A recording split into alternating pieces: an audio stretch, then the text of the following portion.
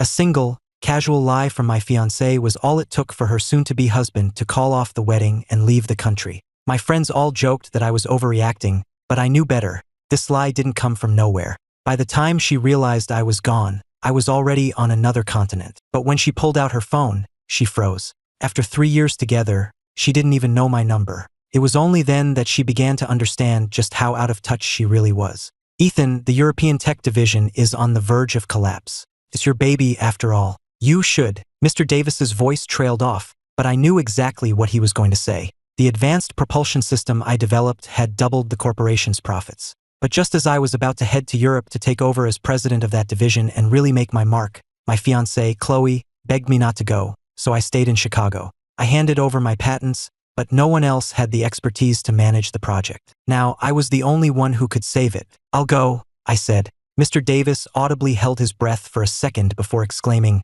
Ethan, you've come to your senses. Don't you worry. When you get back, the vice president position at headquarters is yours. After hanging up, I stared silently at the flickering candles on my birthday cake, the last ember of hope in my heart growing faint. It was already 11 p.m. Chloe wasn't at our door. She was on her junior classmate Leo Miller's Facebook page. The caption read, Tutoring Leo. In the photo, Chloe was helping him with his work, their faces so close they were nearly touching, looking more intimate than a couple head over heels in love. And today was my birthday. Ethan, for your 25th birthday, I'm going to plan a huge surprise. What will you wish for? 3 years ago today, my childhood sweetheart, Chloe, and I had just started our life together.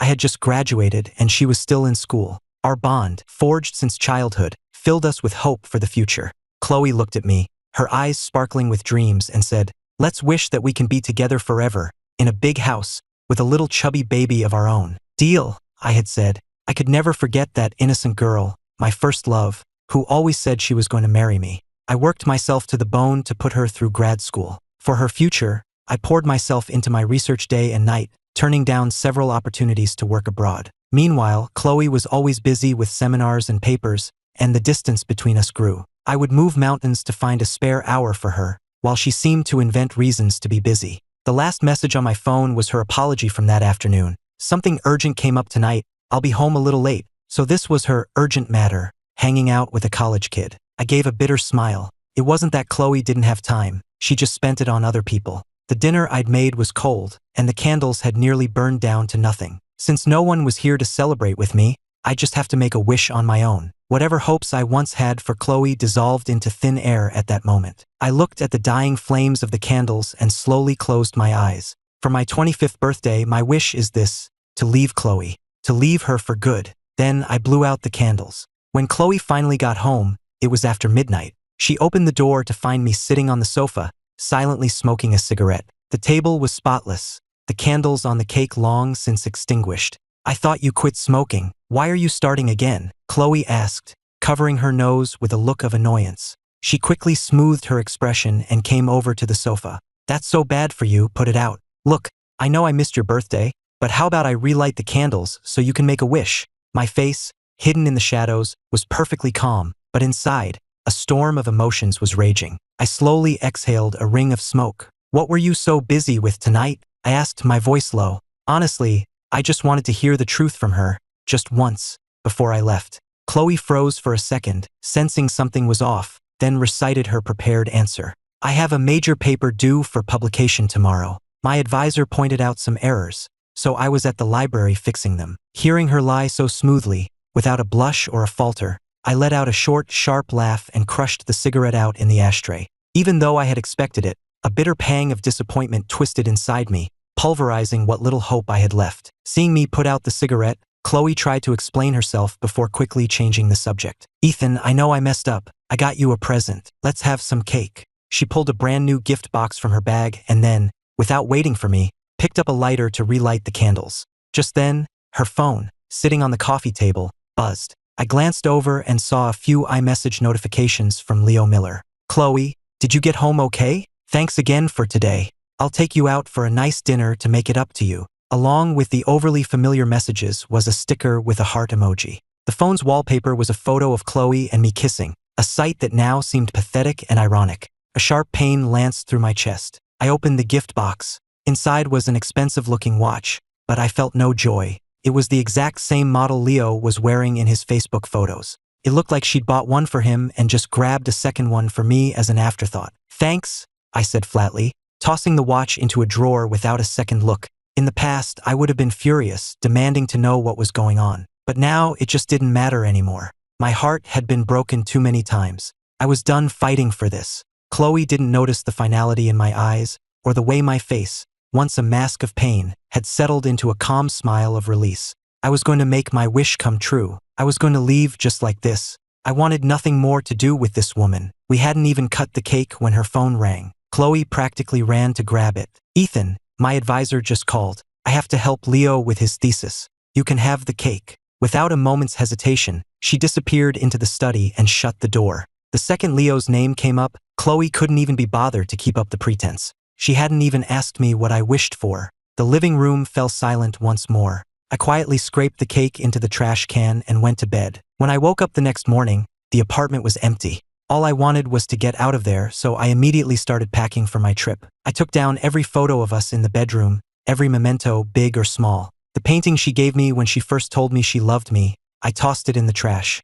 Next, I went into the study. The moment I walked in, I saw the desk covered in books and papers. I frowned, picking up a textbook on aerospace engineering. The name inside the cover was Leo Miller's. That was my field of study, a world away from Chloe's major in semiconductor physics. I remember when she was choosing her major, I urged her to pick the same one as me so I could help her in her career later. She refused, saying aerospace was too hard and she didn't want to start over. I never imagined she would willingly dive into a difficult subject she hated, all for another guy. The margins were filled with her dense, meticulous notes. I couldn't imagine how many hours she must have poured into it. I felt nothing. I just put the book back on the desk as if I'd never seen it. My phone buzzed. It was an iMessage from Leo. "Chloe's helping me study. Can you do me a favor and bring the textbook she left at your place to campus?" "I'm busy," I typed back. "By the way, Chloe's the one who asked me to message you," he added. I had to laugh at his smug tone. It was clear from his attitude just how much Chloe doted on this kid, making him bold enough to act so entitled. But I had already made my decision to leave,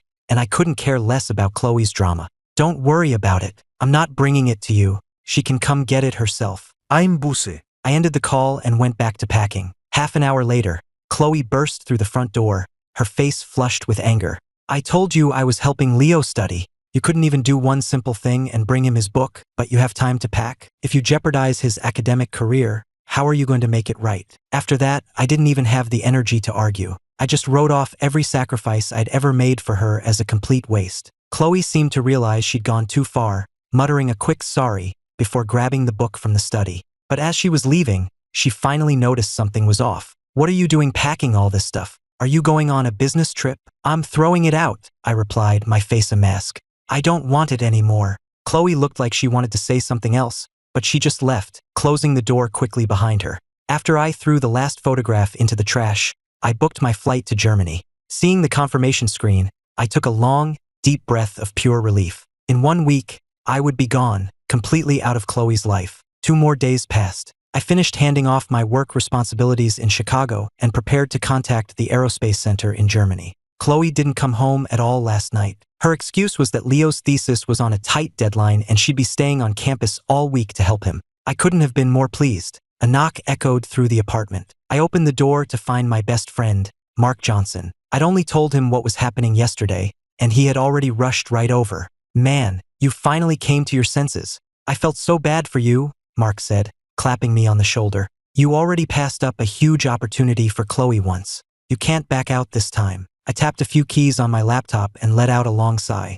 "I'm not changing my mind this time." Mark tentatively held out a cigarette, and to his surprise, I took it without hesitation. It was the same brand I'd smoked since high school, the one we always shared when we needed to talk. I hadn't touched one since I quit for Chloe. Mark seemed to understand. His voice softened. "So, have you told her yet?" "There's no point." Mark's eyes fell on the trash bags filled with our photos and mementos. He was quiet for a moment, then it clicked. Even without me saying a word, he understood how much I had put up with over the years. "We've known each other since grade school, man. I've watched you and Chloe grow up together. Honestly, you're a great guy and she doesn't deserve you. For your last night here, I'm getting all the old friends together. We're throwing you a proper send-off." I just nodded. I grew up poor. My mother remarried and my father died when I was young, so all I ever wanted was a stable family of my own. Looking around the apartment, I could still picture Chloe and me on the sofa when we first moved in, talking excitedly about our future. Mark noticed my mood and quickly changed the subject. Dude, what is this you've packed?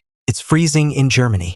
You can't go with just this stuff. Come on, I'm taking you out to buy some real winter gear. We picked up a bunch of things, and while we were in a store looking at winter coats, we ran right into Chloe. She was holding hands with Leo, intently helping him pick out a jacket, even zipping it up for him with a caring touch. They looked exactly like a couple in the throes of a new romance. Leo spotted me and made a show of stroking Chloe's cheek. She didn't pull away. My heart turned to ice. As Chloe went to the register to pay for the jacket, Leo walked over to me. Well, since you saw that, I guess there's no point in hiding it, he said, tilting his chin up with a smirk. I'm officially going after Chloe. May the best man win. Don't think for a second I'm going to back down. Mark, standing next to me, heard this and was ready to throw a punch. I held him back and just laughed. Go ahead and try, but you're not important enough to be looking for a reaction from me. My words wiped the smug look right off Leo's face. He'd heard about my academic record. As a student in the same program, he was desperate to prove he was my superior. Do you know why Chloe's falling out of love with you? It's because you're so boring. You have no idea what she really wants. She likes a guy who's young and exciting, a guy who knows how to be romantic. That was it for Mark. He couldn't stand there and watch some kid insult his best friend. He lunged forward and grabbed Leo by the collar. You're not fit to shine my friend's shoes. The way he's treating you today is how she'll be treating you tomorrow. The comment hit a nerve, but Leo didn't fight back. Instead, he just yelled, Go on, hit me. I dare you. Mark obliged, sending him sprawling to the floor with a single punch. I frowned. Not fighting back? That didn't seem like his style. And just as I thought it, Chloe came rushing over. She helped Leo to his feet, her face a mask of concern, then turned to me, her eyes blazing with fury. Ethan, what are you doing? I am so disappointed in you, she yelled. Leo, clutching his face, played the victim. Chloe, don't be mad at him. Ethan's probably just jealous. We have been spending a lot of time together. I told you I was going to be busy with Leo for a while. How can you be so petty and jealous? Chloe said, her voice dripping with concern for Leo as she checked his face for injuries. I saw the whole act and didn't even bother to defend myself. Give me a break. You're a hell of an actor for a grown man. I oughta. Mark started, cracking his knuckles. I just patted his shoulder. Let's go, Mark. But as we walked away with our shopping bags, Chloe's anger turned to confusion. Wait, why are you buying all that stuff? We have perfectly good sheets and blankets at home. They're old, I said without turning around, my voice flat and cold. I'm replacing them. The chill in my tone seemed to unnerve her. She suddenly noticed how lightly I was dressed, a stark contrast to the brand new parka on Leo. A flicker of panic crossed her face. If you needed a new winter coat, you should have just told me. It's not like I wouldn't buy you one. Don't be like this. Just wait until I'm done with this project, and I'll come home and we can have a do-over for your birthday. Okay. I didn't answer, just kept walking. Another 3 days went by. As expected, Chloe didn't come home. She barely even messaged me. If she had, she would have seen that my bags were packed and ready for my flight. Every trace of me had been erased from the apartment. I tore another page off the calendar and sat on the sofa, silently counting down the days. The time flew by, and soon enough, it was my last night in the country. Just as he promised, Mark threw a farewell party for me at a karaoke bar. I pushed open the door to our private room, and my friends all rushed over. To Ethan, on to bigger and better things. Confetti poppers exploded, filling the air with celebration. I stood there for a second, stunned, then broke into a genuine smile. With friends like these, what more could I ask for? Since I was driving, everyone agreed to stick to singing instead of drinking. In the middle of a song, one of our friends piped up, So, Ethan, once you're settled in as the big boss over there, when are you bringing Chloe over? I know how she is. She can't stand to be away from you for a second. Mark's face fell, but before he could intervene, I just smiled and said, That won't be necessary. We're breaking up. The room went dead silent. My friends stared at me, stunned. I acted like I hadn't just dropped a bomb. Just then, the door swung open, and in walked Chloe, wearing a white dress, with Leo stuck to her side. You guys are having a party for Ethan and you didn't tell me? I brought Leo along so you two could get to know each other better and clear the air. Mark couldn't hold back. What is he doing here? This is Ethan's. But I cut him off. It's fine. Sit down. See? I told you Ethan was a great guy, Leo said with a smirk, pulling Chloe even closer. Chloe insisted we all play a drinking game. My friends, not wanting to ruin the mood, played along, but they made a point of targeting Leo. In response, Leo made sure to drag me into it, ordering a shot for me after every single round. Before long, a line of shot glasses sat in front of us. As the crowd cheered, Chloe stood up. Leo's not much of a drinker. He's still young. I'll take his for him. And with that, she downed his shot. Leo looked at me, a challenge in his eyes. Chloe drank for me, so you can't back out now. Fine, Mark cut in. If she's drinking for him, I'm drinking for my friend. He then shot Chloe a cold look. Ethan drove here tonight. Surely you haven't forgotten that. Chloe's face fell, and she glanced at me. But my expression was unreadable, and she seemed to decide she hadn't done anything wrong. Well, I'll just play with Leo then. You can take a break, Ethan. The two of them got more and more into the game, their laughter filling the room. I just sat in the corner and lit a cigarette. This wasn't about my birthday. This was about her trying to force me to accept Leo. Everything she was doing was for his benefit. But since I had already decided to move on, it didn't matter. I picked up the microphone and started to sing. It was a song Chloe used to love, one we had sung together 100 times. But she was too busy laughing and joking with Leo to even notice. When a great love runs aground, you wake up and learn to let go. I sang the last line. Felt like she had missed more than just the lyric. The song was over, and soon everything else would be too. At 1 a.m., we all left the karaoke bar to get some food. But Chloe, worried about a drunk Leo, insisted on taking him back to his dorm first. Since it was hard to hail a cab, she asked me to drive. My headlights cut through the darkness on the narrow road. I felt a chill and rolled up the window. Suddenly, the car hit a patch of ice and skidded out of control, veering toward the side of the road. With a sickening crunch, we slammed into a tree. Thick smoke immediately started pouring from the hood. When my head cleared, I saw the front of the car was completely crushed. Leo in the passenger seat and I were both pinned, our legs trapped. To make matters worse, the electronics were fried. The power locks were dead. The doors wouldn't open. Within seconds, the damaged battery ignited, and flames erupted from the engine. The sight of the fire shocked Leo sober. He started frantically shoving at his door, but it wouldn't budge. "Help me, I don't want to die," he screamed.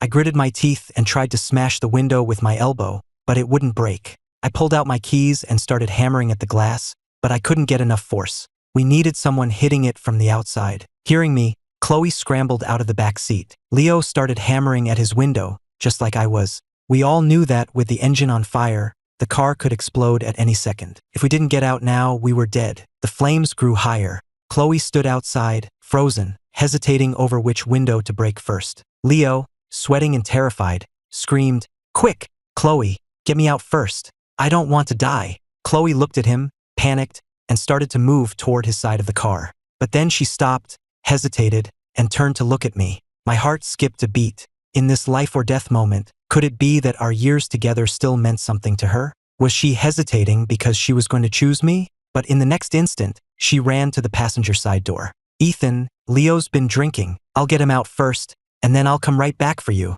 When I heard those words, my hands stopped moving. All the pain and disappointment of the past few years washed over me like a tidal wave, and then it was gone. I started to laugh, laughing at myself for taking 20 years to finally see someone for who they really were. Laughing because even after I saw the truth, I still held out hope for a miracle that would never come. My face was blank, my movements mechanical. Leo finally shattered his window, cutting his hand on the glass. "Leo, you're bleeding. Let me help you." Chloe's panic was palpable. She pulled him from the car and immediately helped him away from the wreck, fussing over his small cut. I don't know how long I was trapped. Eventually, a few passersby stopped and helped get me out. Luckily, I only had minor injuries. 2 hours later, the police had finished clearing the scene. Chloe had taken Leo to the hospital long ago. I didn't even bother with the insurance claim for the car. I just went home to pack my last few things. My flight was at 8 a.m. I had 4 hours left, just enough time to say one last goodbye. I sent Chloe a single iMessage,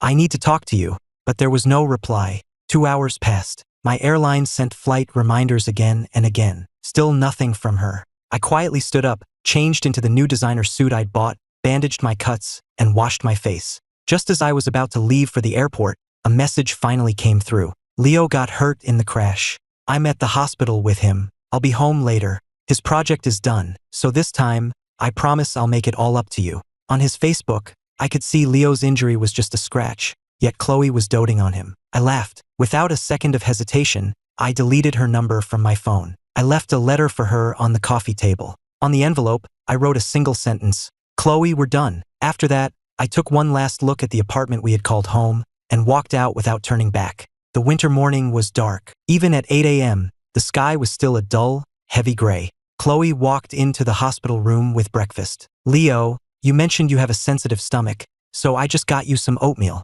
You shouldn't have, Chloe. Taking care of me, and now you have to eat bland oatmeal with me, Leo said with a grin, leaning into her as he took the bowl. But she paused, a memory suddenly surfacing. She remembered when I was sick in college. I was so buried in my research that I often skipped meals and developed an ulcer. Chloe, still in high school back then, would cut class just to bring me breakfast. This oatmeal is so warm, he said. They huddled together for warmth. A memory of my voice echoed in her mind. They say you should never let down the girl who's willing to eat oatmeal with you when you're sick. Just give me 5 years, Chloe. By the time I'm 25, I'll give you the world. I promise I'll never let you down. She remembered my earnest, flushed face and her own firm nod. And I'll never let you down either. The roar of a jet engine shattered the memory. Chloe looked up at the plane streaking across the sky, and a strange sense of panic seized her. Ethan had been in the front seat, too. She didn't even know if he was hurt. She hadn't even asked. Chloe, what's wrong? Leo's voice broke through her thoughts. Can you help me with this bandage? Then I can get discharged. At Leo's urging, Chloe rationalized her actions to herself. If Ethan was hurt, he would have come to the hospital on his own. He was a 25-year-old man, after all. Leo was just a kid who needed looking after. After finishing up at the hospital, Chloe dropped Leo back at his dorm. It was noon by then, and for some reason, she couldn't shake a feeling of deep unease. Ever since the day she saw me packing, things had felt different, but she'd been so focused on Leo that she hadn't paid it any mind. I need to talk to you. Seeing my message from the night before, Chloe rushed home. What could Ethan possibly want to talk about? He hadn't been at work lately. Had he been fired? Was he sick? She racked her brain for clues, but came up empty. She scrolled through their iMessage history and was shocked to see they had only exchanged a handful of texts in the last week, and even fewer the week before. How had things gotten this bad? Chloe pushed the thought away, suddenly realizing she had no idea what was going on in my life anymore. Ever since Leo had entered the picture, she and I had drifted miles apart. That ominous feeling returned. She thought back to the incident at the mall. That was it. Ethan must have seen her with Leo and gotten the wrong idea. All she had to do was explain everything, calm him down, and it would all be fine. Her mind racing with excuses, Chloe sprinted up the 4 flights of stairs to our apartment and threw open the door. She was ready to talk, but the apartment was empty. She stood there, completely stunned. A dead silence filled the space. Every trace of Ethan Carter was gone, as if he had never lived there at all. Chloe's hands began to shake as she grabbed her phone. Her last message to me had a red exclamation point next to it, not delivered. When she tried to call, all she got was the cold, automated voice of the operator. She forced herself to look at the sofa, my favorite spot. Everything was in its place. For a second, she could almost see me sitting there, smiling as I put out a cigarette. You're home. Look what I got you. But the vision vanished in an instant. The ashtray was empty. The only thing on the coffee table was a single white envelope. Dazed, Chloe stumbled forward and picked up the letter that had been waiting for her. We're done. The room spun, and Chloe collapsed onto the sofa. Her world was crumbling around her, the terrible possibility she'd ignored finally becoming a reality, striking her like a physical blow. Numb, she forced herself to read on. Thank you for being with me for a fifth of my life, but barring some unforeseen event, we will never see each other again. My birthday wish, you see, was to leave you for good. Affection that comes too late is like a beached whale, beautiful but helpless. Remember when we were kids, how we dreamed of going to the amusement park? We'd play house on a park bench and stare at the Ferris wheel, our eyes wide with wonder. We kept waiting and waiting, and by the time we were old enough to go on our own, the magic was gone. I've waited long enough, Chloe. I don't want it anymore. The further she read, the more the tears blurred her vision. 20 years of memories flashed through her mind, a slideshow of moments that had once seemed so precious and now felt so cheap. My words grew shorter, colder. The letter ended with a few simple lines. Let's just part ways amicably. I don't want to be in love with you anymore. Ethan Carter. Her eyes fell on the empty space below my name. The finality of it felt like having her oxygen cut off. Her breath hitched, and the dam finally broke. Tucked behind the letter were bank statements and a deed. I had left her everything, all $1 million of my life savings, and the title to the apartment. Every last cent was accounted for. I had kept my promise to give her a comfortable life, and she had betrayed me completely. Ethan, I don't want any of this. Chloe scrambled to her feet, tossing the papers aside. Overwhelmed by grief, she couldn't think straight. Her only thought was to find me. Day after day, she searched. She went to the police. She went to my old office at Astrotech, but no one could tell her anything. On the verge of a breakdown, she happened to walk past the mall where she'd seen us. Mark had been with me when I bought all those supplies. He had to know something. She rushed to the karaoke bar and begged the receptionist for Mark's number. "Hello? Is this Ethan's girlfriend?" After a pause, a cold laugh came through the phone. "Girlfriend? I didn't know Ethan had a girlfriend. If that's all, I'm hanging up." "Wait," Chloe said quickly. "I just want to know where Ethan went." Before she could finish, Mark exploded. "Are you kidding me? Cut the crap with this devoted girlfriend act and go back to your little boy toy. Why can't you just leave Ethan alone? You want to torture him for the rest of his life." "I'm sorry. I didn't mean for any of this to happen," Chloe sobbed. "Sorry doesn't cut it. Where was all this concern before? It's a little late now, don't you think? Get lost and stop bothering Ethan." He blocked her number. Undeterred, she found the numbers of our other friends and called them one by one. The response was always the same: "Get lost," followed by the click of the line going dead. By the time she dialed the last number on her list, Chloe was desperate. If this person didn't know, she might never see me again. After she begged him for nearly half an hour, he finally cracked. "Look, just give it up. Ethan's in Germany. You're not going to find him." Germany. It was the lifeline she needed. She frantically searched through her phone and finally found it. A clue from 2 years ago, when I was first offered the position in Germany. She had been so upset about the possibility of me leaving. A quick search revealed the truth. The project I was supposed to lead was a multi-billion-dollar international partnership with DLR, the German Aerospace Center. I had given all that up for her. The weight of what she had done crashed down on her, and consumed by guilt, she raced to the airport. Berlin in winter was just as I'd imagined, the outskirts gray and cold. The company had set me up with a nice apartment and assigned me an assistant, a bright young woman named Lily Evans who had studied abroad here. "You'll get used to it," Lily said with a cheerful smile. "I felt the same way when I first got here, but it grows on you. Besides, once this project is wrapped, you'll be promoted to vice president." I nodded. This was a major international project. The rocket development was in its 3rd generation. If I could solve the issues with the propulsion unit, we'd be ready for launch in 6 months. My mind was completely consumed by the project. I barely noticed Lily saying goodbye as her bus pulled away. As the exhaust cleared, I saw a thin figure across the street, slowly walking toward me. I was confused for a moment, but as she got closer, I recognized her. A faint ripple of surprise passed through me, and then, nothing. It was Chloe, and she looked a mess. Her hair was unkempt, and she was wearing clothes far too thin for the cold. I couldn't imagine how she had managed to find me all the way out here. "Ethan!" she cried, her eyes filled with a desperate excitement, her voice hoarse. "I'm so sorry. I didn't move. I just stood there with my hands in my pockets, watching her. I'm so sorry, Ethan. I was wrong." She rushed toward me, her arms outstretched as if to embrace me, but then she stopped short. She looked scared, cautiously watching for my reaction. I remained perfectly still, my expression unreadable, my eyes as calm and empty as a frozen lake. "What do you want?" I asked, my voice polite and distant, as if speaking to a stranger. "I came here to apologize." Before Chloe could finish, I turned and walked away. She hurried after me, her heart pounding in her chest. We walked in single file, a parody of all the times we used to walk home together. But this time, when I saw her hands, red and raw from the cold, I didn't pull them to my chest to warm them. I didn't offer her my coat. After a few blocks,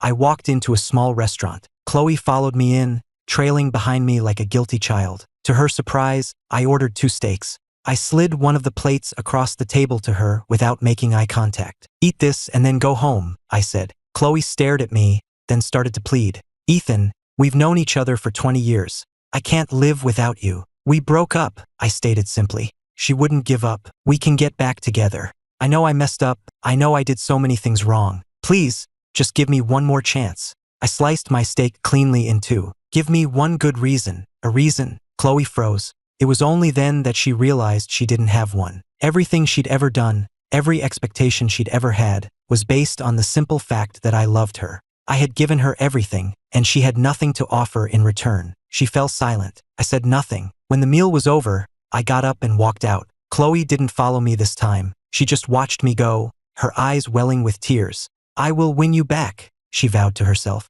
She hadn't been there for me before, but it wasn't too late to start now. And so it began. She started following me everywhere, showering me with gifts. She was always there, at my apartment, at the office, waiting for me every morning at 7 a.m. sharp. The office mailroom started to look like a high-end department store. Chloe seemed to think this was what sacrifice looked like, that these grand gestures could win me back. But I never gave her so much as a glance. I even started taking a different route home just to avoid her. A week went by. Lily walked into the lab holding another gift box. This is from her. What should I do with it? I was in the middle of a critical simulation, being interrupted. A flash of annoyance crossed my face. Throw it out. From now on, just throw anything she sends in the trash. Don't even tell me about it. Lily nodded. She glanced at her phone, hesitated, then handed it to me. She's been calling the main office line, asking for you.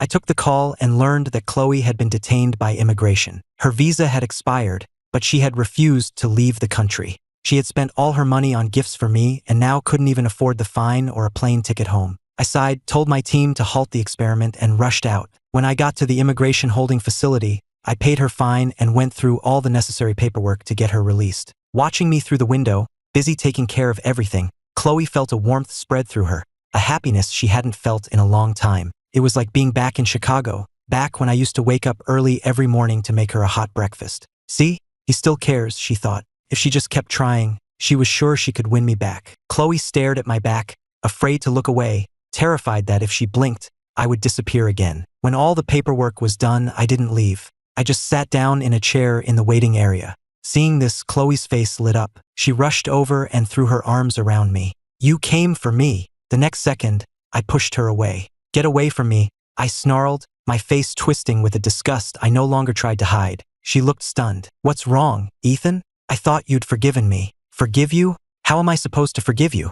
Do you have any idea how much work I had to stop because of your mess? I have worked my entire life to get to this point, and you seem determined to ruin it all. I grabbed her by the collar. I gave you 20 years of my life. What more do you want from me? What? Tell me. Seeing me on the verge of losing control, Chloe was terrified. In all our years together, she had never seen me like this. It was as if all the resentment I had bottled up for years was finally exploding. I was still in my lab coat, my face pale and drawn, with dark circles under my eyes from lack of sleep. Looking at me, she finally seemed to understand how much pain she had caused. I didn't mean to. Ethan, I'm so sorry. Damn it, Chloe. Is sorry supposed to fix everything? I shoved her away again, fighting back tears. I knew the truth. She wasn't doing any of this for me. She was doing it to ease her own guilt. She had never once stopped to think about what I might need. Chloe, stop being so selfish. I didn't come here to save you. I came here to put you on a plane back home. From now on, stay out of my life. You're exhausting. My words sent Chloe into a panic. She still couldn't understand how she kept making everything worse. My anger cut her to the core, but it wasn't sadness she felt. It was a deeper, more profound guilt, a debt she felt she could only repay with her life. After all, she had brought all of this on herself. You really don't want me anymore? She whispered. I left the plane ticket on the chair and walked out into the morning mist without a backward glance. Ethan doesn't want me. He really doesn't want me anymore. Chloe wanted to run after me, but my final words echoed in her ears. Defeated, she went back to the States. She knew she had made too many mistakes. If she didn't listen to me this time, she would lose any chance she had left. For the next 2 weeks, she barely slept. Before, she could at least see me, even if it was from a distance. Now, all she had were old photographs. She spent her days lost in memories, wondering how she could ever win me back. Desperate for news about me, she started ambushing Mark every few days. You again? Don't you ever give up? He said, finding her waiting by his car as he left work. Please just talk to Ethan for me. You're the only one who can help me. Looking at her disheveled state, Mark just scoffed. Help you? Ethan gave you a million chances. Did you ever take a single one of them? Mark's words hit home. She finally understood. If she had just gone home that week, she would have seen I was leaving. If she had just stood up for me once, just once, things might not have gotten so bad. Ethan was only human. All he ever wanted was for her to choose him. She could only imagine the despair he must have felt, trapped in that burning car, when she chose someone else. What, nothing to say now? Mark said, his voice laced with contempt. You know why you missed all that? Because you were too busy fawning over that little punk. Now that Ethan's gone, you suddenly feel the pain? You're a real piece of work. Chloe shook her head, flustered. It's not like that. Leo is just my student. Still making excuses? Mark roared. You abandoned Ethan for him, you nearly got yourself killed for him, you even started studying a new field for him. If you like him so much, Go be with him. Why are you still harassing Ethan? If it were up to me, I'd have slapped some sense into you a long time ago. The fact that Ethan never laid a hand on you shows how much better he is than you'll ever be. You should be grateful." His words struck her like a bolt of lightning. For the first time, she saw things from my perspective and realized the true extent of her mistakes. She stood there silently until Mark had run out of things to say. "Please," she finally whispered, "ask Ethan to unblock my number. I just want to make one last call." Wanting to finally put an end to the drama for my sake, Mark agreed. Back in Berlin, I had just finished a long day at the lab and was sitting down with a cup of tea. A message came in from Mark, assuring me this would be the last time. I unblocked Chloe's number. "You have 1 minute," I said into the phone. Chloe didn't waste a second. Starting with my birthday, she apologized for everything, leaving nothing out. As her time ran out, her voice grew firm. "Ethan, I know you can't forgive me right now, so just wait. I'm gonna cut Leo out of my life completely. I promise, I won't let you down again." She still thought Leo was the problem. She believed that if she just got rid of him, everything between us would go back to the way it was. I held the phone to my ear, silent. As soon as I unblocked her, a flood of messages came through. Over 999 of them. They were all apologies or reminiscences about our past. It was overwhelming. I didn't know what to say. A strange, complicated feeling churned inside me. My gaze drifted to the corner of my room, to the expensive designer parka she had sent me. It seemed a waste to throw it out, so it was the only one of her gifts I had kept. I had never worn it. I wanted to tell her it was over, that there was no going back. Just then, I heard Mark's voice on her end. "Time's up." As the line went dead, I finally managed to say the words. I'll never know if she heard me. The tea in my hand had gone cold. There was no going back. The winter wind that blew past my window in Berlin eventually reached Chicago, bringing with it the end of the school year. Chloe had to return to campus to prepare for graduation. The moment she arrived, Leo found her. "Great news. My paper was published, and it's getting a lot of attention." Chloe's reply was muted. She handed him a tote bag. "Here are all the things you gave me. I want you to take them back." Leo stared at her, a flicker of panic in his eyes. He'd heard she'd been gone for a few weeks, looking for me, and now this. "What's this all about?" he asked, trying to sound casual. "You can't take back a gift." Ignoring his forced smile, Chloe just pushed the bag into his hands. "Did I do something wrong?" Leo asked, his voice rising in panic. "Just tell me what it is, and I'll fix it. I promise." When Chloe turned to walk away, he hurried after her. "Chloe, at least give me a reason." The word reason seemed to ignite her anger. "You want a reason? Fine. Because of you and your scheming, the man I've known for 20 years left me. That's your reason." Hearing this only made Leo more excited. If Ethan had really broken up with her, this was his chance. She was just upset about the breakup. All he had to do was comfort her while she was vulnerable, and she would become dependent on him. It was a formula that had always worked for him. "I know you're hurting right now," he said, his voice soft and soothing, "but you'll get through this, and I'll be right here with you. How about we go see a movie? Or get a nice dinner?" Chloe just gave him a cold look. "Stay away from me from now on. Focus on your own life." His heart sank. She really wasn't interested in him. It had always been about Ethan. "Don't leave me," he pleaded, grabbing her hand. "You promised you'd always look out for me, that you'd treat me like a little brother. What is it you like so much about Ethan? Tell me. I can be like him." She shook his hand off, disgusted. Even now, all he could think about was being coddled. He was nothing like Ethan. "Let go of me right now,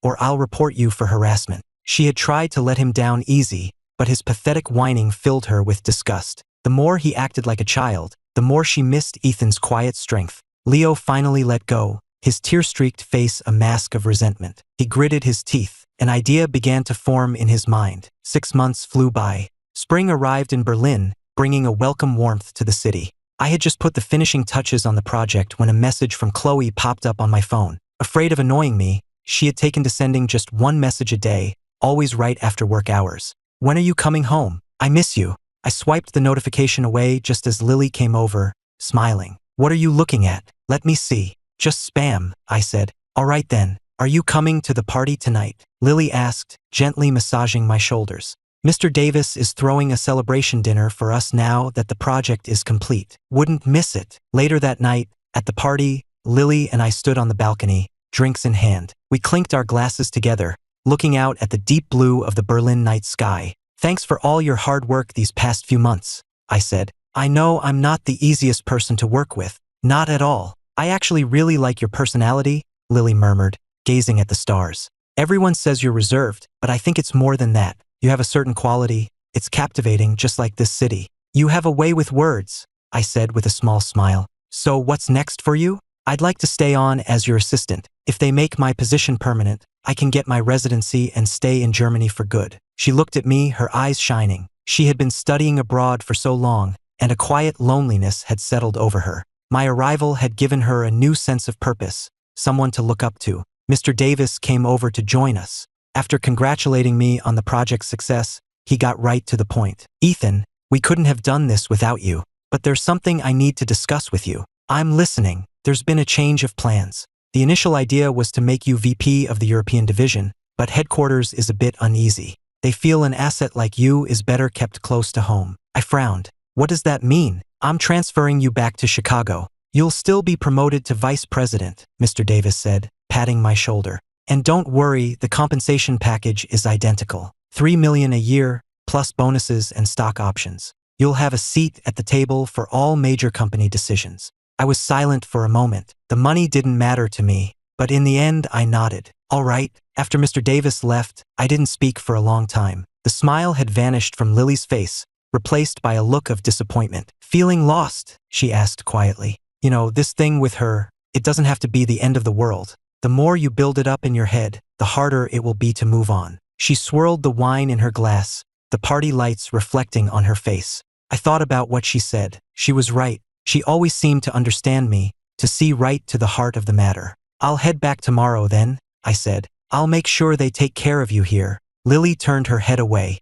I knew she was sad to see me go, but she kept her feelings to herself. She knew my confession would likely go unanswered. Don't worry about me. It won't be as much fun around here without you. I'll figure something out. I sensed her disappointment. Well, you take care of yourself. Hopefully, we'll get to work together again someday. I'd like that, she said. The next day, my plane touched down at O'Hare. I was back in Chicago for the first time in 6 months. My friends had booked a table at a fancy restaurant to welcome me home. Well, if it isn't the big shot VP, Mark joked as I walked in. Look at you. Half a year away and you look younger. It's all that cold German air, another friend chimed in. The mood was light and I couldn't help but smile. But then I saw a figure standing in the doorway and my smile vanished. It was Chloe. She was dressed up, looking beautiful, but it couldn't hide the dark circles under her eyes. Her eyes scanned the room, and when they landed on me, months of pent-up emotion seemed to rush out at once. Her voice trembled when she spoke. Ethan, you came back. She must have followed us here, Mark muttered, frowning. He ushered the rest of our friends into our private room. Chloe followed right behind us and grabbed my arm. Ethan, why didn't you tell me you were coming back? You've lost weight. I'll make you a good home-cooked meal. I gently removed her hand from my arm. What does that have to do with you? I asked coolly. Despite my coldness, she kept smiling, undeterred. Mark tried to block her way, but I just shook my head, and he let her pass. Chloe looked overjoyed, as if she had just won a major victory. Ethan, I've been studying aerospace engineering really seriously.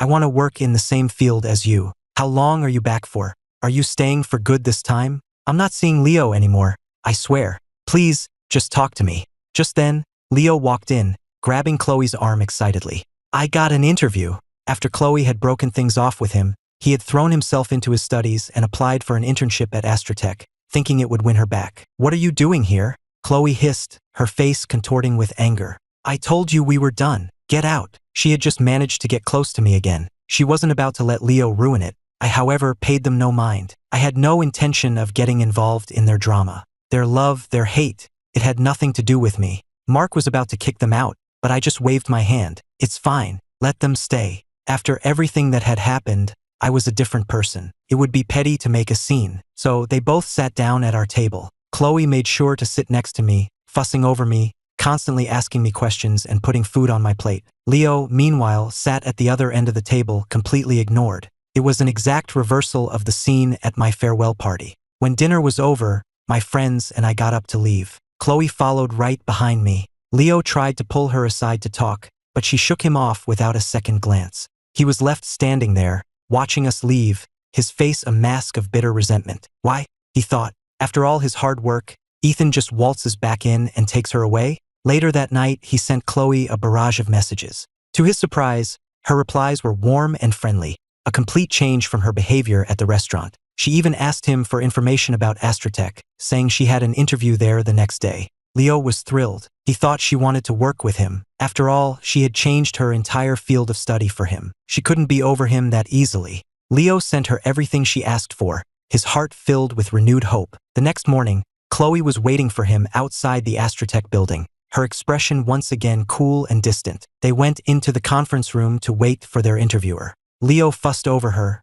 arranging her resume and giving her last-minute tips. As he was imagining their future together as colleagues, I walked in, wearing a gray suit. "Hello, I'm Ethan Carter, Vice President of Astrotech Dynamics. I'll be conducting your interviews today." My face was impassive, the tailored suit making me look older, more serious. Looking at the two of them, I felt nothing. I was only there because I like to be hands-on in the hiring process. I didn't want to miss out on promising new talent. But to Chloe, it must have seemed like I had arranged the whole thing just for her. "Ethan, it is you. You're the VP now? Does that mean you're not leaving again?" Tears welled in her eyes. Bathed in the sunlight streaming through the floor-to-ceiling windows, I must have seemed like a distant, unattainable figure. In that moment, she remembered why she had fallen in love with me in the first place. My drive, my focus, my dedication. "Vice President?" Leo muttered, his face darkening. Seeing the look of adoration on Chloe's face, he finally understood why she had been so friendly the night before. She hadn't been interested in him at all. She was just using him to get to me.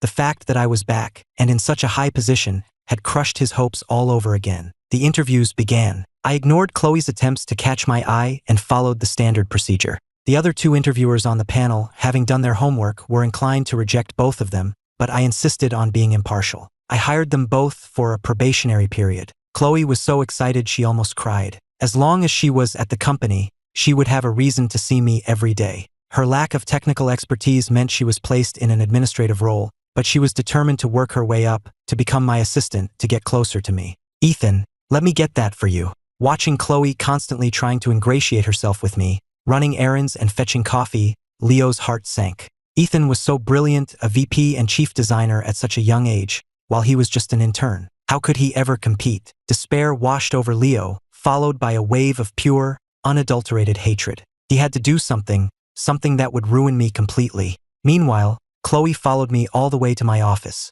When she saw I didn't have an assistant, a small smile played on her lips. "Was there something else?" I asked, my hand on the doorknob. She quickly pulled out a box containing a pair of diamond rings. "I bought these for you." The sight of the rings sent my mind reeling back 2 years. I had seen this exact pair in a jewelry store window. They were engagement rings. I had worked for months to save up enough money to buy them for Chloe, but she had put me off, insisting we wait until she graduated. I had begged her to get engaged, and she had refused. Now here she was begging me. The irony was not lost on me. I barely glanced at the rings. "What are these for?" "I don't need them. I saved up for 6 months to buy them," Chloe said, her voice small. "It's a thank you gift for helping me get the job. You should take them. You're reading too much into it." It was a purely professional decision. I took a step back and closed the door in her face. Her grand gesture, her proof of sincerity, meant nothing to me. She had well and truly broken my heart, and now her attempts to fix it were worthless.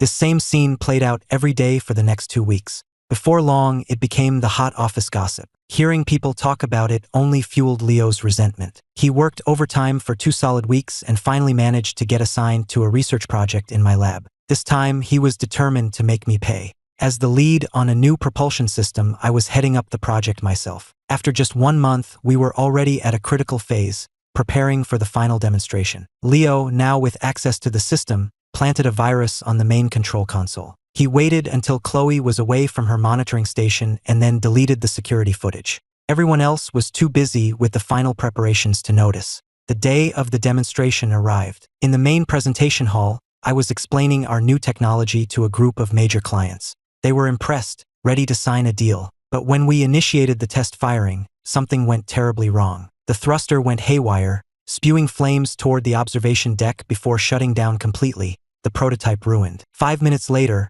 my entire team was in the main conference room. "What the hell happened out there? You could have killed someone," Mr. Davis roared, his face livid. "Our clients are furious, and this company just lost billions of dollars. Who is responsible for this project? I want answers, and I want them now." This was the opening the other executives had been waiting for. "I believe this was VP Carter's project," one of them said. a smug look on his face. For one of our top talents to make such a basic error, perhaps he's not ready for this position. It's not just him. His entire department should be held accountable. Mr. Davis frowned. He couldn't believe that his most reliable engineer, could have made such a catastrophic mistake. He wanted to defend me, but in front of the entire board, he had to maintain a firm stance. Leo was secretly gloating. I, however, slowly stood up. I have detailed logs of the entire testing process. Every step was executed flawlessly. This was not an accident. It was sabotage. Chloe stood up as well. I can vouch for VP Carter. I think we need to investigate this thoroughly before we start pointing fingers. Hearing her speak up, the junior members of my team, who had been too intimidated to speak, found their courage and voiced their support for me. The other executives were silenced. Mr. Davis, seeing his opportunity, seized it. All right, I'll smooth things over with the client. You have 5 days to deliver a working prototype. Seeing me escape punishment, with Chloe defending me no less, the smug satisfaction vanished from Leo's face. Why could he never beat me? Why did Chloe still trust me, still protect me? He had been so close to getting rid of me. He couldn't let this chance slip away. An idea began to form in his mind, a way to take care of both of us at once. A slow smile spread across his face. I walked into my office to find Chloe bustling about, organizing files. I frowned. Who let you in here? I wanted to help you with the investigation. Don't worry, Ethan. I'll find whoever did this to you. Out, I said, my voice flat. I tapped my finger on the desk. The security logs from the monitoring station were deleted. If you hadn't been so busy running up here every 5 minutes, you would have been at your post, and this wouldn't have happened. Just do your job. If this happens again, you're fired. I sank into my chair and stared out the window. I never should have hired her. Chloe just stood there, stunned, before finally turning and leaving my office. She always seemed to make things worse, but she couldn't stop trying to help. This misunderstanding was spiraling out of control. She had to find the real culprit, or I would hate her forever. With the prototype destroyed, I had no choice but to work around the clock to build a new one from scratch. My team offered to help, but I turned them down. I couldn't trust anyone. I would do it myself. For 5 days, I lived in the lab, barely eating or sleeping. This gave Leo the opening he needed. Every night, while I was engrossed in my work, he would sneak into the lab and crank the air conditioning down as low as it would go. Already exhausted, I soon came down with a raging fever, but I pushed through it. I knew this was the most important challenge I had faced since returning to Chicago. If I failed, my career here was over. I had always been one to carry my burdens alone. That hadn't changed. On the day of the second demonstration, I ran diagnostics over and over again before I was ready to begin. Mr. Davis had managed to lure the clients back with a hefty discount, but they were still skeptical. I addressed them directly. Ladies and gentlemen, to make up for our previous failure, I present to you the second-generation model, with significantly improved engine power and efficiency. And I will make you this promise. If this prototype fails in any way, I will resign from this company, effective immediately. My confidence seemed to win them over. They agreed to see the demonstration. The next second, a brilliant blue flame erupted from the engine, a perfect mock diamond pattern forming in its core. The room was stunned into silence. The other executives were speechless. They had finally seen what I was capable of. The clients were ecstatic. They doubled their initial order on the spot. As the entire company celebrated, the fever finally caught up with me, and I collapsed. Ethan, Chloe was the first to rush to my side. With the help of others, she got me to the hospital. The doctor said my condition was serious. Years of overwork had worn down my immune system, and they were struggling to get the fever under control. 2 days later, Chloe was in the security office, frantically reviewing footage, when Leo showed up with a container of chicken soup. Chloe, you haven't eaten in days. You need to take care of yourself. I'm not hungry. Take it away, she said, not looking up from the screen. You should eat, Leo insisted. This is my grandmother's special recipe. It's guaranteed to make you feel better. That got her attention. Your grandmother's recipe? She asked. Give it to me. That evening, after work, Chloe rushed to the hospital, carrying a thermos of soup she had spent hours preparing herself. She had spared no expense, buying only the finest ingredients. Stop right there, Mark said, blocking the doorway to my hospital room. He put out his cigarette. What are you doing here? Ethan doesn't want to see you. It's okay, you don't have to let me in. Just give him this soup for me. He's so weak.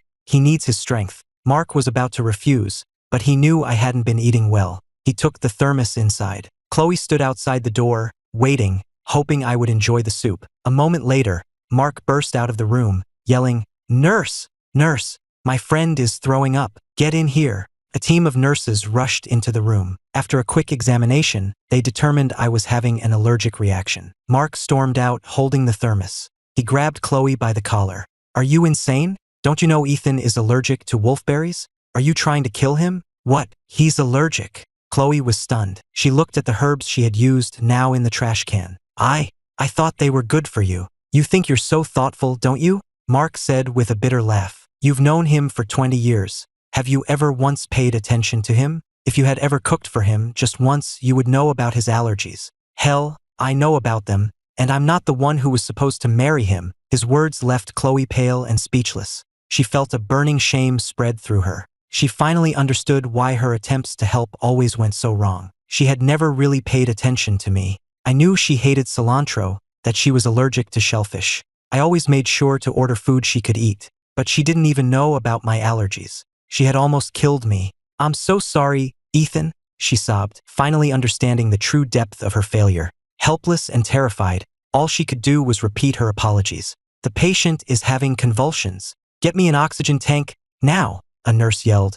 ushering them out of the room. For the next half hour, Mark cursed her out, using every foul word he knew. Chloe just stood there, broken, before finally sinking to her knees in the hallway outside my room. He's lucky he didn't actually swallow any of it. It could have sent him into anaphylactic shock, the nurse said, coming out of the room. She gave Chloe a stern look. You shouldn't give a patient food without knowing their medical history. You could have killed him. Chloe nodded numbly, then rushed back into my room and knelt by my bed. My face was covered in a red rash. I just stared at the ceiling. Mark sighed. He was done yelling. He just waited to see what I would do. I'm sorry, she whispered. You don't have to apologize to me, I murmured, my voice hoarse. This is just my life. Don't say that. It was all my fault. I've spent the last 6 months thinking about what I did. I was a selfish, horrible person. I failed you. She slapped herself hard across the face. Twice. Ethan, hit me, scream at me, I don't care. I'll spend the rest of my life making it up to you. I was silent for a moment. I don't need that,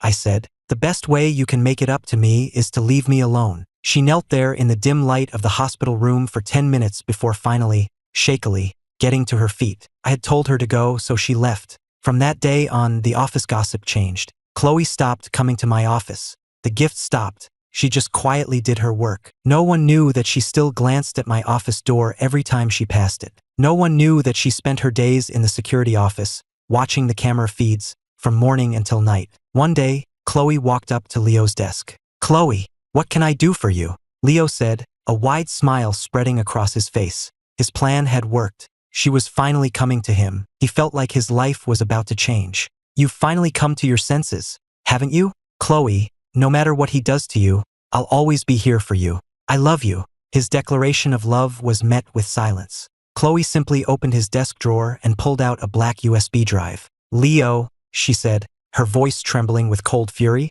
is there anything you want to tell me? The color drained from Leo's face. I don't know what you're talking about. I found that drive. I don't even know what's on it. I've reviewed every second of security footage from the last month, Chloe said. I know everything. She had watched every video twice, searching for the truth. While she never saw Leo at the main control console, she had found footage of him sneaking around the lab with that same USB drive. She knew it was the key. No matter how much he denied it, when the IT department confirmed the drive contained the virus, it was all over. Chloe, please don't, he begged. If you turn me in, my life will be ruined. Did you think about that when you were trying to ruin Ethan? Chloe asked, her voice shaking with rage.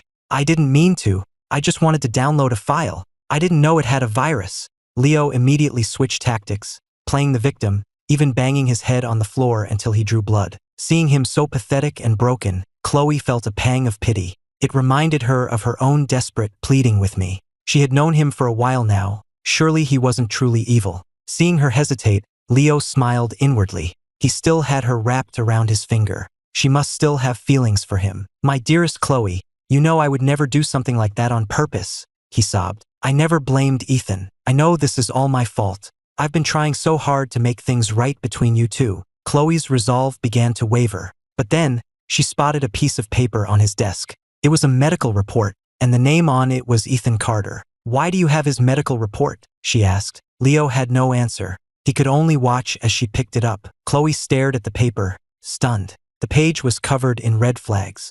a compromised immune system, a list of 5 severe allergens. And on that list was wolfberry. It all clicked into place. Leo, you're a monster. Leo's face burned with shame. His brief moment of triumph had evaporated, replaced by pure terror. I know I was wrong. Please, don't turn me in. I'll apologize to Ethan. I'll do anything he wants. Get out of my sight, Chloe said, her voice a hoarse whisper, her eyes red with fury. If she had never gotten involved with Leo, none of this would have happened. The image of me, pale and unconscious in that hospital bed, flashed in her mind, and a sharp pain lanced through her heart. Leo, I will never forgive you. Stay away from me. Chloe slapped the medical report across his face and stormed out, heading straight for Mr. Davis's office. An hour later, a company-wide announcement was made, and the police arrived to investigate. Leo's actions constituted corporate espionage and criminal endangerment. He was fired immediately. His belongings were thrown out onto the street. He sat on the curb, a broken man. All he had wanted was to win Chloe back. Was that so wrong?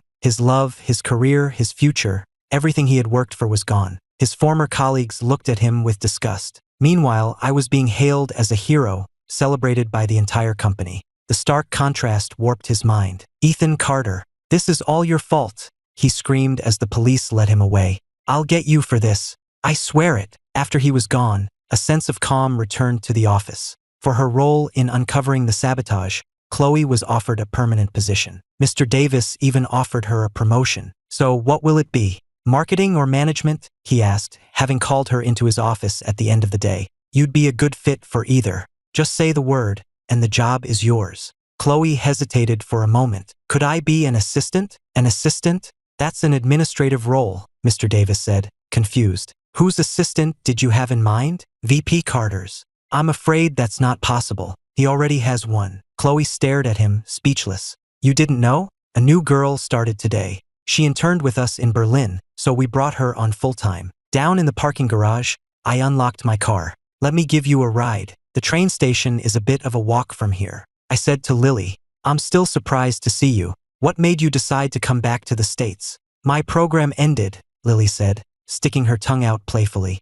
What, you're not happy to see me? Am I that awful? Of course not, I said, gently pinching her cheek. You're just putting words in my mouth. We had just gotten into the car when Chloe appeared. She stared at Lily in the passenger seat, her face a mask of shock and disbelief. Who is she? She demanded. Before I could answer, Lily smiled sweetly and leaned against my shoulder.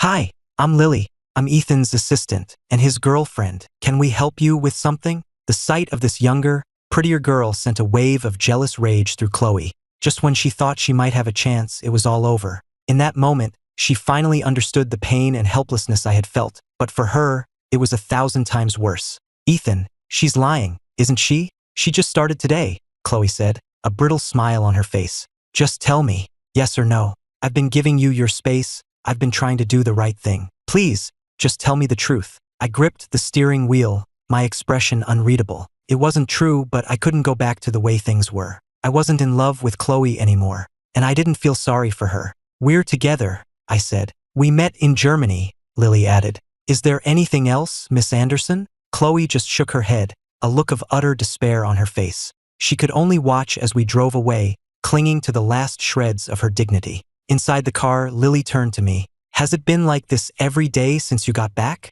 More or less. She's certainly persistent. It seems she really can't let you go, Lily said, then asked tentatively. Do you still have feelings for her? I shook my head. I don't know why everyone keeps asking me that. If you can fall in love with someone, you can fall out of love with them. There's nothing in this world you can't get over. If it feels like there is, you just haven't given it enough time. That makes sense, Lily said with a smile. So, are you going to buy me dinner as a thank you? I don't think VPs are supposed to buy their assistants dinner, I said, a small smile playing on my lips. But since you did help me out back there, I'll make an exception. Just this once. Yes, Lily cheered, looking happily out the window. She had worked for months to finish her degree early so she could come back to the States. Luckily for her, I hadn't gotten back together with Chloe. I had known for a while how she felt about me. I had kept the assistant position open for her. But things in my life were still too unsettled. I wasn't ready to start something new. I've always been a serious, committed person. I'm not the type to be half-hearted about things. At the restaurant, Lily ate with gusto, practically inhaling her food. She'd been in Germany for so long, she had a new appreciation for the food back home. Watching her eat with such uninhibited joy, I couldn't help but smile. I always felt so at ease when I was with her. "Let me ask you something," Lily said, wiping her mouth. "What are you looking for in a wife?" I didn't answer her question. Instead, I asked one of my own. "What are you looking for in a husband?" "Someone like you," she said, then smiled, her cheeks flushing. The late afternoon sun slanted through the window, illuminating her face. Looking at her, I felt something stir inside me, a feeling I thought had died long ago. In the weeks that followed, Lily and I grew closer. We stopped trying to hide our feelings for each other, and Chloe saw it all. The last of her hope began to fade as she watched me slip further and further away. But she never bothered me. She just swallowed her pain and kept it to herself. One night, I came home to my new house. I have no idea how she found the address, and she was waiting for me. "Ethan, can you come home with me?" she asked. Her eyes were red, and she was clearly drunk. "I am home," I said. "What do you want?" "This isn't our home. Our home is the apartment over on the north side. Have you forgotten?" She grabbed my hand. "Remember when we first bought it? We went furniture shopping together." "Enough." I pulled my hand away. "What are you trying to do? What's the point of all this?" "Ethan, I just miss you so much," she sobbed. "The apartment is so empty and cold without you. I feel like I'm going crazy.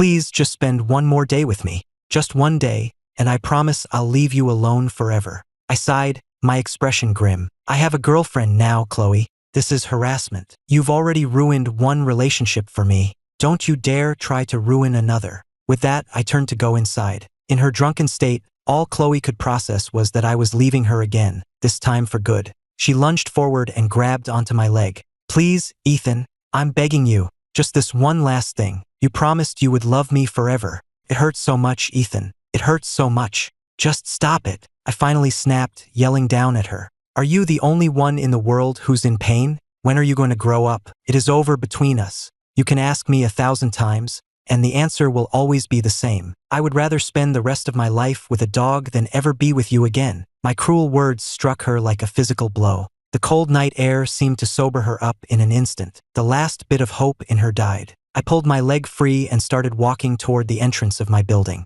Just then, a figure burst out of the bushes. "Ethan Carter, I'm going to kill you." It was Leo, his clothes tattered, a knife clutched in his hand. I didn't have time to react. He tackled me to the ground. I struggled, but he was surprisingly strong. "I've lost everything because of you. I'm going to prison anyway, so I might as well take you with me," he cackled, raising the knife to plunge it into my chest. Chloe flew at him, pulling him off me. "Ethan, run. Somebody help. He's trying to kill him." "You bitch," Leo screamed, turning on her. "Even now, you're still protecting him." Enraged, he threw Chloe to the ground. "If you love him so much, you can die with him." I saw the flash of the blade, then red. Just then, security guards from the front gate came running, tackling Leo and pinning him to the ground. They loaded Chloe into the ambulance. I was in a daze all the way to the hospital. "Ethan, you're okay," she whispered, her face pale. "Don't talk," I yelled, a storm of emotions raging inside me. "Even if I die, it's okay.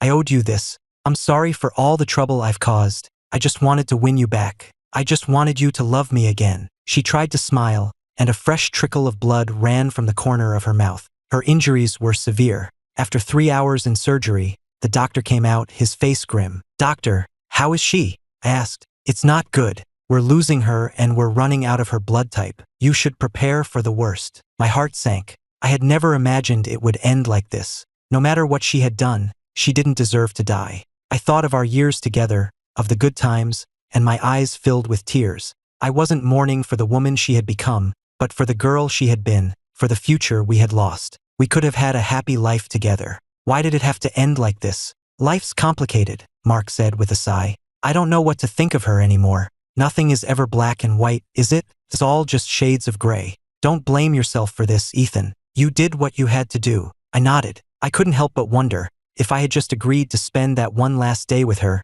could we have parted peacefully? Just then, a group of doctors rushed past with a cooler full of blood bags. "We got a transfer from the next county over. Get her prepped for transfusion. We can still save her. Move, move, move." A spark of hope ignited in the waiting room. 2 hours later, the doctor came out and told us she was going to make it. I finally let out the breath I had been holding and sank into a chair, completely drained. I went to the police station to give my statement. When I saw Leo, Begging for forgiveness, I slapped him across the face. After he was charged with attempted murder, I went back to the hospital. I stayed by Chloe's side for days, barely sleeping. When Lily heard what had happened, she came to the hospital to help. She understood me. She knew I wasn't doing this out of love, but out of a sense of obligation. I didn't want to be indebted to her. This was the only way Chloe could truly move on. But after her near-death experience, Chloe was different. She didn't cling to me, didn't try to talk about the past. She would just watch me silently as I changed her for drip. She said she felt like she had found a new purpose in life.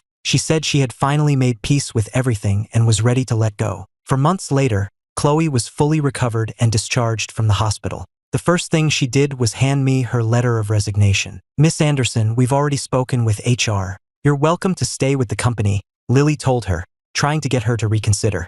But Chloe just smiled. "Thank you, but this is my decision. Please just have VP Carter sign the form." In my office, I hesitated for a moment, then signed my name. Lily patted my shoulder. "Go on. You two need to say a proper goodbye." I had told her months ago that this day might come, that I might need to spend one last day with Chloe to finally close this chapter of our lives. After we got in the car, she was the one who spoke first. "Let's go to the amusement park." I was surprised, but I started the car. The old amusement park on the outskirts of Chicago was still as crowded as ever. "Thank you for taking care of me," she said as we walked through the park.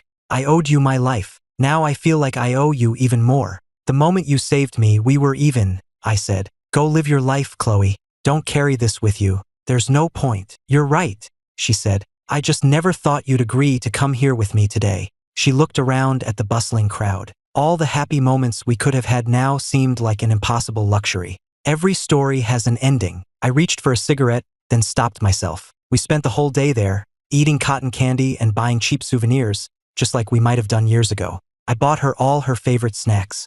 I sat on a bench and watched as she tried on a silly hat in front of a mirror. As the sun began to set, she turned to me. "You always wanted to ride the Ferris wheel, didn't you? My treat." We stepped into the car of the old Ferris wheel, a ride we had dreamed of taking together for years. We had finally made it, but unlike the Ferris wheel, our relationship wouldn't be coming around for a second time. After everything we had been through, we sat in silence for a long time. It was Chloe who finally broke it. "You know, you haven't changed a bit in 20 years. When I first moved into your neighborhood, you were in the sandbox, building a rocket out of sand, and you completely ignored me. My mom told me to stay away from you, said you were a strange kid." "Did she?" I asked, a small, embarrassed smile on my face. "So why did you end up talking to me?" "Because it started to rain," she said simply. "And I had an umbrella." We looked at each other, and we both started to laugh. But as we laughed, Chloe turned her head away. The memories were too much for her, and tears began to stream down her face. I sat there, a ripple of emotion passing through me. How could I forget that bright, vibrant girl who used to follow me everywhere? But that was all in the past. Our story was over. There was nothing left to do. To break the heavy silence, I started talking. We went back and forth, reminiscing about everything from grade school to high school and college. We even found ourselves analyzing our own mistakes, talking through where things had gone so wrong. It felt like we had both finally found some peace. The Ferris wheel was high, and the wind whipped around us. It caught in Chloe's long hair, and the setting sun illuminated her face. She looked beautiful. "Ethan," she said softly, "I'm still in love with you." I nodded. "I know, but I've come to terms with it," she continued. "This past year, you've taught me so much. I've grown up. I'm not that little girl who used to follow you around anymore, and I have to take responsibility for my mistakes." She spoke with a quiet intensity as our car began its descent, knowing this was our last chance to talk. "The ride is almost over," she said, "and the dream has to end. I'm going to move away to a new city. I'll never bother you again. I just hope you'll be happy, Ethan. Truly happy." When the ride stopped, we walked slowly to the park entrance and parted ways at the street corner. There were so many things I wanted to say, but in the end, I kept them to myself. I just watched as Chloe got on a bus and waved to me through the window. "Goodbye, Ethan. Take care of yourself," she mouthed. In the blink of an eye, the bus was gone. The exhaust fumes cleared, but there was no last-minute miracle. Chloe didn't stay. She was really gone. The doubt, the tension I didn't even realize I was holding, it all dissolved into a profound sense of relief that drifted away on the breeze. I let out a long, slow breath. It was time to start my new life. Time passed quickly, and soon it was late autumn again. In all that time, Chloe was like a ghost. She had vanished without a trace. I, on the other hand, had found my footing. I was excelling at work, and my relationship with Lily was blossoming. Before I knew it, my birthday rolled around again. All the memories, good and bad, seemed to finally dissolve as I turned 26. I decided to make it a truly new beginning. It was also the day Lily and I chose for our wedding. Happy birthday, Ethan. And congratulations on the wedding. The reception was full of life and laughter. I kissed Lily, and she kissed me back with all her heart. In that moment, everything felt right. Leave it to Ethan to think of his friends, Mark joked, raising his glass. Holding his birthday and his wedding on the same day, so we only have to buy one present. The crowd roared with laughter.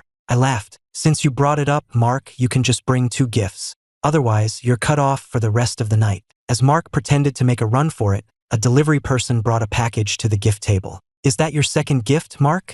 Someone called out. Not from me, he said. Who's it from? Everyone was curious. When we opened the box, we found a birthday cake inside. The card was unsigned, but when I saw the inscription on the cake, I understood everything. I couldn't help but smile. It read, "Happy 25th birthday, Ethan."